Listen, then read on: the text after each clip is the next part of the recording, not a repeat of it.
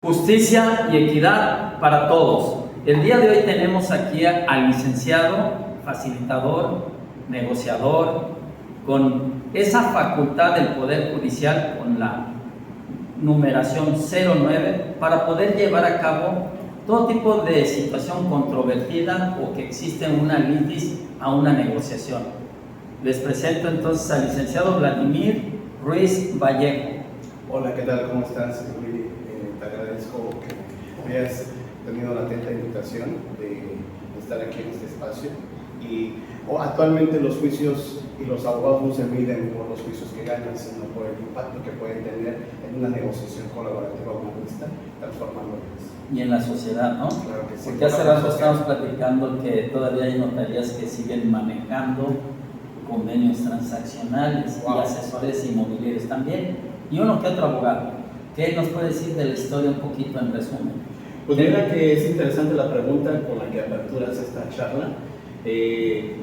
Es correcto, inclusive el convenio transaccional de desocupación y entrega, que era algo muy común en el estado de Quintana Roo, está, no digamos en desuso, digamos que ya no se puede homologar ante un juez civil, porque recordemos que hacíamos el convenio... O sea que lo pueden hacer, pero no tiene efecto jurídico. Claro, porque recordemos que hacíamos, si se puede hacer el convenio transaccional, pero hay un requisito. El requisito es de que pase a la audiencia de legalidad de un juez que lo va a ratificar, que lo va a homologar, ¿no? De un juez civil. Pero es curioso porque en el argot jurídico, la historia que se tiene conocimiento es de que sí funcionó y funcionó muy bien en su momento el convenio transaccional en el estado de Quintana Roo, pero también por el abuso de que se abusaba por parte de los abogados en las cláusulas y también sobre todo en la cláusula de penalización de retener el depósito de garantía, que es devolutivo.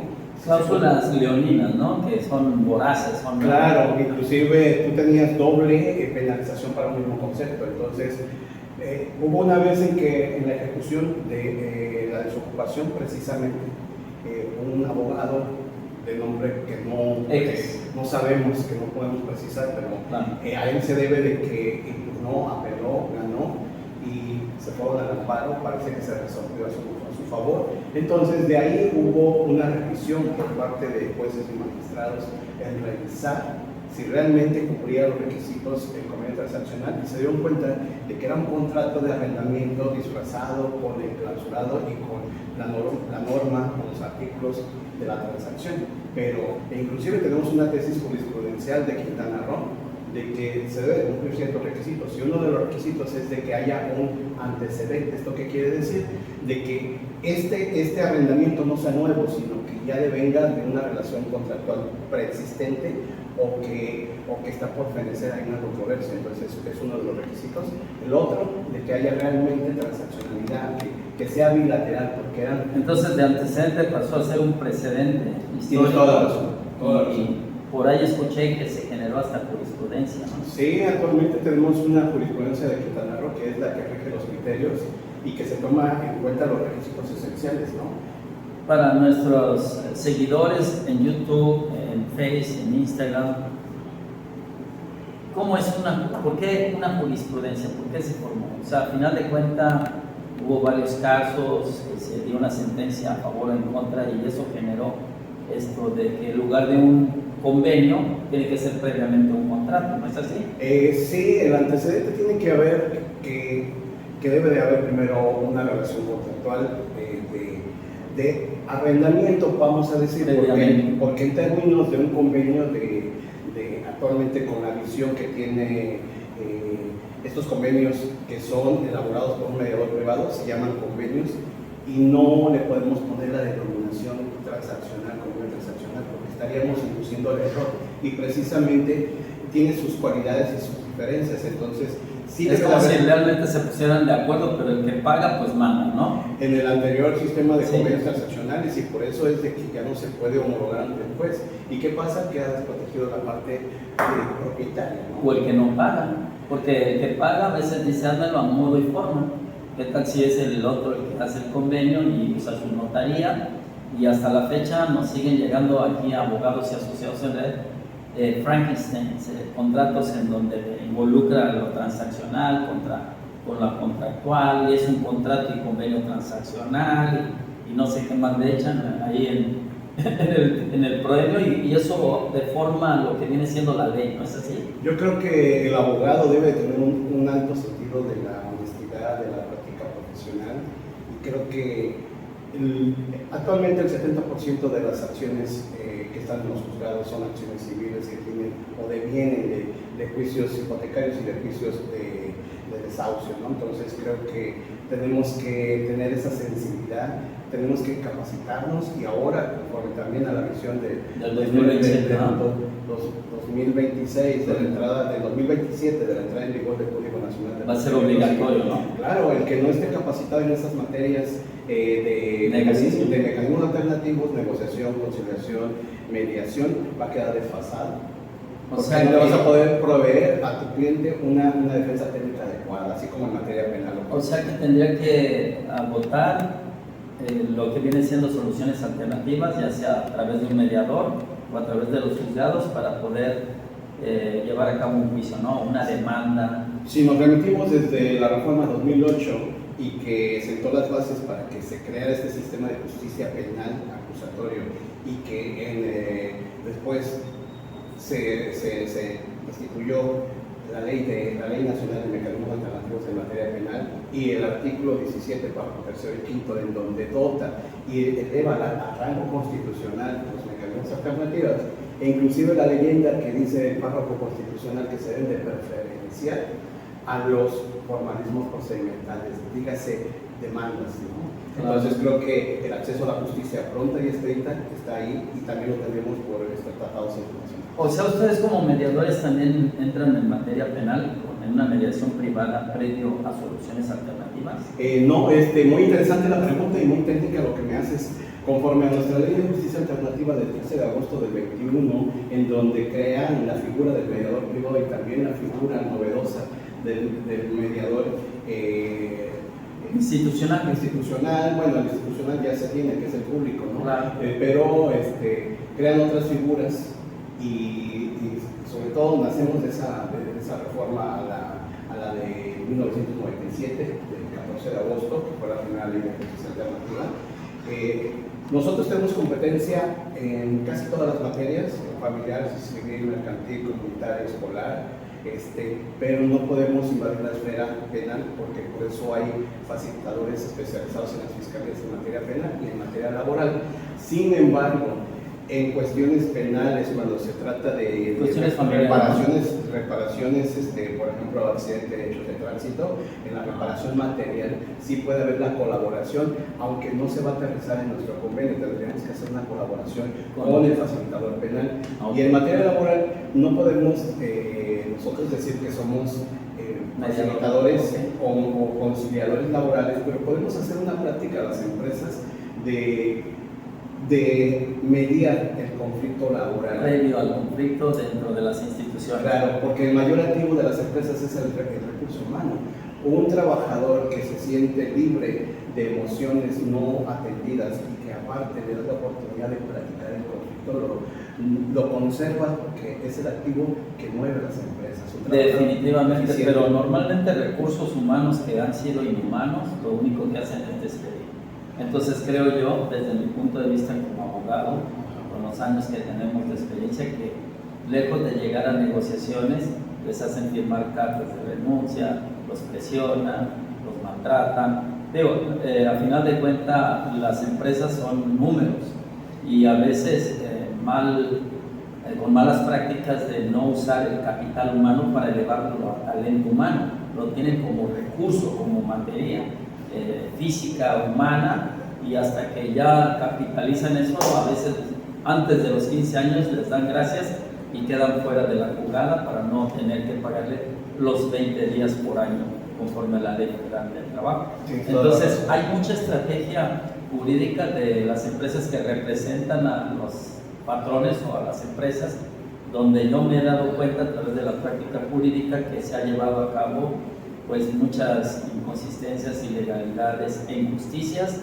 en contra del trabajador. Entonces esta propuesta me parece muy buena, porque retener el capital humano dentro de una mediación para elevarlo a talento humano. Pero lo que me está sonando ahorita, porque hay muchos asuntos penales y luego los ministerios públicos son un poco, ¿cómo sería la palabra para no ser grosero?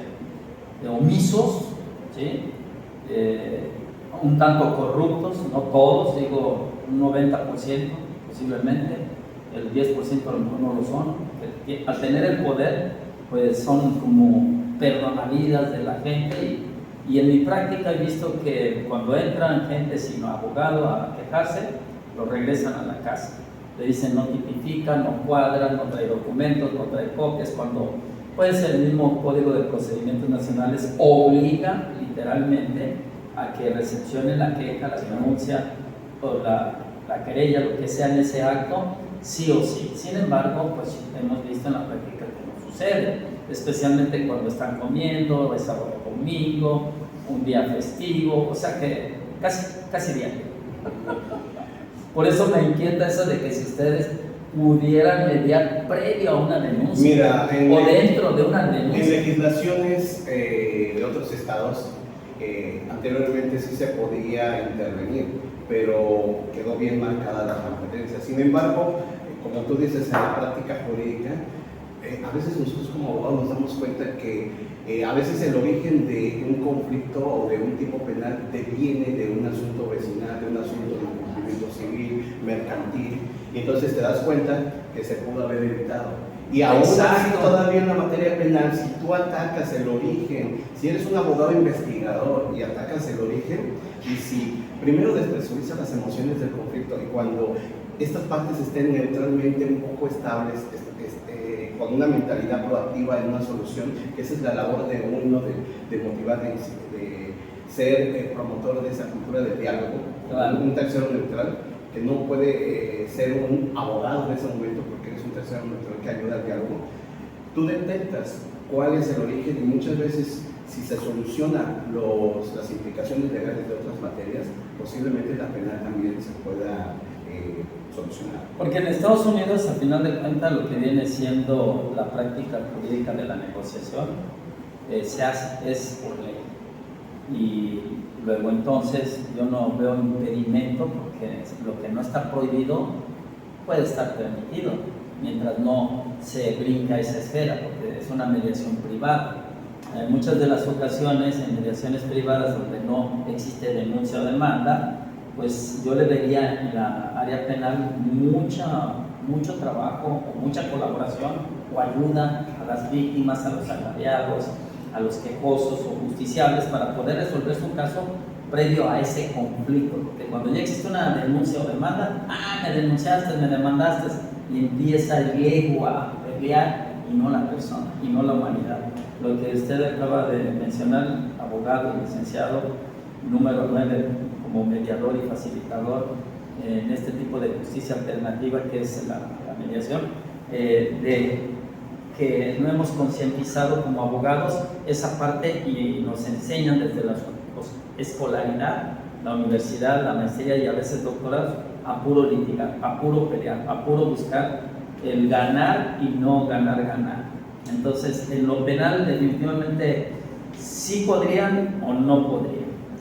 No estamos, si te me lo preguntas tan aún así sea mediación privada. Es que nuestra ley es clara, esto está en nuestra ley de justicia alternativa que tenemos prohibición para celebrar convenios. No celebrar un convenio, sino ser mediador. Bueno, mira, sí, celebrar el convenio. Yo te podría decir que esta oportunidad de la cultura de la paz y de mediar no es exclusiva ni la tenemos acaparada a los mediadores.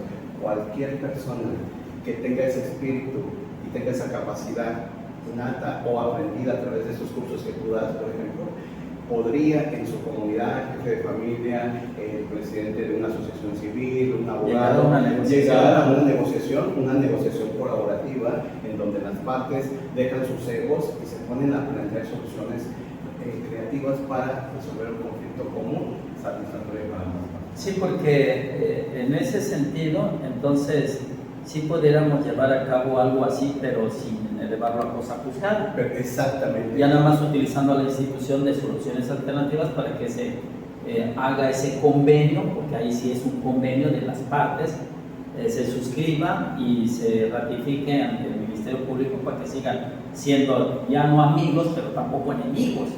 Mira, qué buen planteamiento has dado tú ahorita. Me encanta la visión que tienes como abogado, pero también como promotor de la cultura de la paz.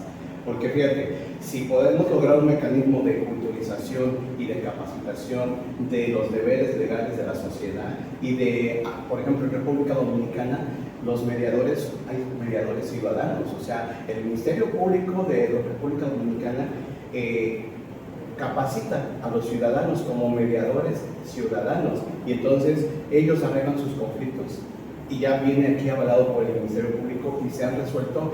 La República Dominicana es el único lugar que tengo conocimiento en donde el Ministerio Público ha avanzado y que sí hay mediación que forma parte de la integración de la sociedad y que es llevada por la sociedad.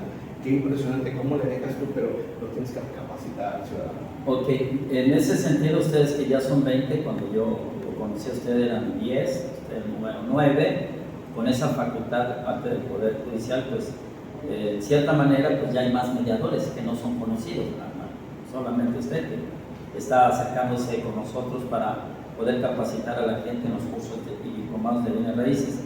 Y que sepan que previo a hacer un contratito ahí todo mal hecho o un convenio o cualquier cosa, pues elevar a cosa juzgada un contrato de arrendamiento es lo más seguro, ¿no? Que hacer eso. Cualquier contrato ratificado de las firmas y el contenido pues no, ni siquiera lo leen los notarios. Y no estoy hablando más de los notarios, pues su función es ratificar firmas y hacer contratos de compraventa, pero no de arrendamiento. Luego entonces mi siguiente duda o propuesta es ¿por qué no lo hacemos más extensivo a más abogados? Hoy por hoy, pues sí, antes la llamada Casa de la Cultura Jurídica, ahora Casa de Bienestar para los abogados, antes llamada Casa de la Cultura Jurídica, nos va a dar una capacitación de medidas de soluciones alternativas que ya se habían dado anteriormente, pero seguimos con ese chip. Porque dentro de la ley el ciudadano puede ser hasta un arresto ciudadano. Cuando alguien comete un delito puede agarrarlo y retenerlo hasta que llegue la autoridad si está cometiendo un delito en flagrancia. Y en una ocasión yo lo llegué a hacer. Lógicamente llegó la policía preventiva, llevaron a este sujeto detenido y si es así, ¿por qué no nosotros que estudiamos Derecho buscamos la mediación? Independientemente que ustedes como expertos que sí están en la materia, que sí les dieron capacitación, que sí les dieron la inducción, que sí les dieron la actualización, ¿hay algo que nos falta o es cambio de pensamiento? Es romper el paradigma, pero te quiero decir, desde el 2019 la obligatoriedad de la conciliación laboral existe, siempre ha existido, pero ya se institucionalizó como una etapa dentro obligatoria antes del proceso, ¿no? Antes del proceso laboral, ¿no? Y ahora en materia civil y familiar. Pero fíjate que, por ejemplo, hay precedentes en Argentina en donde en materia civil y familiar hay obligatoriedad, entonces yo creo que estamos tratando... Pero va a ser a partir del 2027 aquí en México, ¿no? Sí, de nuestro Código Nacional de Procedimientos Civiles y Familiares, también armonizado por la Ley General de Mecanismos Alternativos, que ve también estas materias, que fue en enero del 24, todos estos antecedentes legislativos son el parteaguas, pero yo soy muy optimista y pienso que 2026 se va a exponenciar los mecanismos alternativos por todas las reformas que vienen ya de trasfondo y creo que la labor que haces tú, que hace Abogados Asociados en Red, como otros pioneros en difundir y capacitar el buen derecho y las prácticas profesionales, creo que va a dar resultado. Los abogados no se deben de medir, como para ir rematando mi intervención, los abogados no se deben de medir por resultados de cuántos juicios ganan, sino cuántos arreglos que llegan a una resolución definitiva transformando vidas. ¿Cómo te gustaría irte a dormir como abogado? Como un abogado que siempre, porque así se le ha enseñado, piensa que la negociación es una debilidad y una fortaleza, no es una fortaleza. A mí me gustaría irme a dormir pensando que transformo vidas y que abono a la cultura de la paz. Eso es importantísimo desde un sentido de humanidad y justicia, pero desgraciadamente a veces nuestro sistema es más legalista que buscar la justicia. Que si no entregó el documento tal en original y que si pasaron los tiempos y toda la legalidad conforme al código. Y ya se había dicho desde el 2011 en la reforma de la pro persona que se iba a buscar más la justicia que la legalidad. Sin embargo, nosotros como abogados asociados en red llevamos a cabo un divorcio unilateral instancial, en ese momento se llamaba así, y ahora le quitaron lo uninstancial y le llamaron unilateral. Pero hemos visto en la práctica que hasta los jueces, tal vez por ignorancia, tal vez por no trabajar, meten un recurso cuando alguien está pidiendo divorcio, que es una solicitud, y todavía ponen los abogados en contra de, como si fuera una demanda, y se sigue poniendo demanda de divorcio cuando es una simple solicitud. Creo yo que debemos hasta de cambiar el papel, el documento, y que los jueces pues den el divorcio de inmediato y que se pase a controversia familiar todo lo demás, que es la pensión alimenticia, la partición de bienes, y no lo están haciendo. Lo que nosotros logramos cuando se hizo la reforma fue de 1 mes y 20 días un divorcio. Y como volvieron a caer en la misma situación de controversia, lo que era una solicitud ya se volvió una demanda, una cuestión de controversia familiar. Y creo que se perdió el espíritu del legislador de un principio, que lo que quería era que se le diera la facilidad a la gente de llevar a cabo un divorcio y no generar una controversia. Y los jueces lo aceptan, es lo peor de todo, que meten un recurso que no tiene nada que ver con el divorcio y lo aceptan. ¿Por qué tanta ignorancia en los jueces que hay ahora, en este momento? Pues mira, hay que recordar que venimos de una transformación de reforma al Poder Judicial. Nos guste o no nos guste, las cosas están así. Lo que sí podemos hacer es cómo podemos abonar vamos a pensar sin conceder a una deficiencia jurisdiccional, porque teníamos y estamos acostumbrados de que teníamos a lo mejor una deficiencia, pero teníamos una carrera judicial. Ahora está en duda si existe la carrera judicial o no existe, o cómo fue esta incorporación de estos nuevos jueces. Pues yo creo que fue por partido, ¿no? Porque claro, la mayoría que eran de Morena, y no es el color, no es el partido, es la situación que se está llevando a cabo. Obviamente que todo ese acervo de experiencia, de trayectoria, no se puede sustituir por esta incorporación a como conocemos, sin entrar al tema político electoral, pero tú acabas de decir una verdad bien cierta. 2017 fue la reforma de la justicia cotidiana. Entonces, si tenemos, como respondiendo y cerrando, ¿qué se puede hacer? Si tenemos el acceso a la justicia pronta y expedita reconocido en nuestra Constitución y en tratados internacionales, con el 1 de la Constitución en Derechos Humanos, reformas del 6 y del 10 de junio de 2011, que dotan de derechos humanos a estos mecanismos como rango constitucional, depende de nosotros como abogados orientar, y nosotros mismos, cuando veamos, visualicemos que el conflicto tiene solución. Y yo a veces cierro, a veces con este planteamiento a mis colegas, decir, ¿te gustaría resolver un asunto familiar en 3 años o en 3 meses y ganar lo mismo?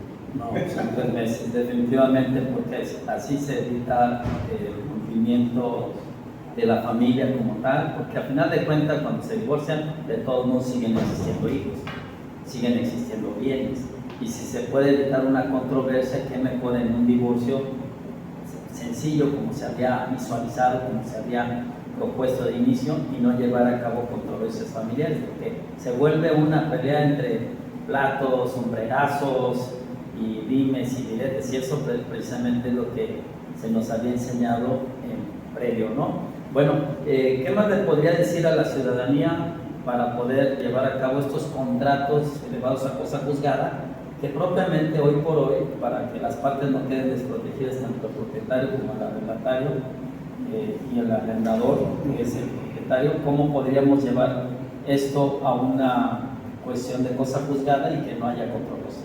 Mira, yo lo que es, a tu pregunta, yo lo que te puedo contestar hacia la sociedad es de que previo a cualquier acto jurídico lo barato sale caro y primero tú tienes que asesorar con el especialista. Sí, cometemos los el error, contratos los venden en 1,500. que tenemos la costumbre de que ahora con inteligencia artificial y ahora cada vez más están reemplazando los servicios profesionales, pero es un gran error. La inteligencia artificial es buena hasta cierta medida, pero es mucho mejor cuando la usa el especialista de la materia. Sí es porque se equivoca. Claro, tiene sus errores a un porcentaje considerado, pero es una herramienta digital que ayuda al derecho, pero en manos de ciudadanos que no tienen conocimiento en la materia legal o inmobiliaria es un arma de doble filo. Entonces, vete y asesórate primero con el especialista, con el notario, con el juez, con el mediador, y también ten una actitud de convenir acuerdos justos y equilibrados, y en esa medida nos vamos a evitar juicios. Muy bien, pues algo más que quiera aportar para la gente que nos sigue en los canales, en las plataformas, y bueno, a la ciudadanía en general, para poder llevar mejor a cabo convenios elevados a cosa juzgada que entrar en pleitos. Pues lo que me gustaría como hacer la reflexión o la información también es de que lo que hemos estado viniendo haciendo varias personas a las que nos sumamos de difusión de mecanismos alternativos, creo que ahorita hay más personas entusiasmadas como estos grupos que tú tienes de capacitación, pero decirte también que el Poder Judicial, a través de una instancia que muy pocos abogados la conocen, que es el Centro de Arbitraje y más, o sea, de mecanismos alternativos de solución, recientemente inaugurado, y que también en materia administrativa también tenemos un centro público estatal de mecanismos alternativos de solución de controversias en materia administrativa y anticorrupción, que también tiene un par de meses inaugurados. Y que por primera sí. ¿Pero hacia quién? ¿A servidores públicos, ministerios públicos? Las bases todavía, te digo que hay falta de información, pero lo tenemos y creo que va a ser una revolución. Por primera vez vamos a poder abonar a la solución de conflictos en materia administrativa, que la teníamos prohibida todos los mediadores, porque es una materia especializada y diversa, pero ya se tiene a esos facilitadores, ya se abrieron las puertas. Ya se abrieron las puertas, hay que estar pendientes donde están ubicados, en las oficinas, pero te quiero decir que jueces, magistrados y más abogados, el día actualmente, ahorita se está aperturando y se está capacitando a más abogados, jueces y magistrados. Perfecto. Para que ellos también tengan conocimiento y que tengamos una justicia armonizada con los mecanismos alternativos. Pues eso es muy bueno. Me gustaría, antes de que cerráramos este capítulo, que dé su teléfono y en donde pueden contactarlo, independientemente de una observación que yo hice hace poco precisamente al gobierno del estado. Metí una solicitud al maestro encargado de la capacitación de aquí de Quintana Roo, comentando que independientemente de la capacitación que tengan los ministerios públicos, tienen que tener la sensibilización, la educación, y son varias cosas, o sea, porque son soberbios, la verdad, o sea, piensan que son perdonavidas, que son gente que no pueden, o sea, yo no hablo de letras, hablo de acciones, de hechos, tanto legales como ilegales, que se llegan a cometer en los ministerios públicos, de rechazar a gente, de no nada más rechazarla, maltratarla, ser personas insensibles, no empáticas, con esa falta de educación, aparte de no saludar y maltratar a las víctimas, las revictimizan. Entonces sí me gustaría que deje sus datos para que antes de que les pase todo eso, pues busquen una forma alternativa de solución, ya sea a través de la mediación privada o a través de la institución, y que no tengan ese problema de ser mal servidos, porque pues ya sabemos que son mal educados algunos servidores públicos, especialmente los ministerios públicos, porque hablan por su ego y no hablan precisamente desde el punto de vista humanista, de tener la empatía y no doble victimizar a la gente cuando va a ir a quejarse, a interponer su denuncia. ¿Podría dar sus teléfonos? Sí, mi teléfono es el 5574841554, mi correo es todo junto, pruiz-medio-vallejo@hotmail, y tengo una página de servicios inmobiliarios, de prevención y resolución de conflictos inmobiliarios. Es www.todojuntomedia y le pones la F y le pones la Y.com. Entonces estamos a los servicios de las personas, ¿no? Siempre proveyendo un servicio de calidad y calidez y de empatía, como tú dices. ¿Por qué? Porque para poder resolver tienes que sentirlo. Claro. Tienes que sentirlo. Entonces, se está uno como profesionista, no solamente abogados, de muchas profesiones nos deshumanizamos y la mediación lo que hace es que humaniza el conflicto. Excelente. Pues justicia y equidad para todos. Por una cultura de la paz hay que sumar.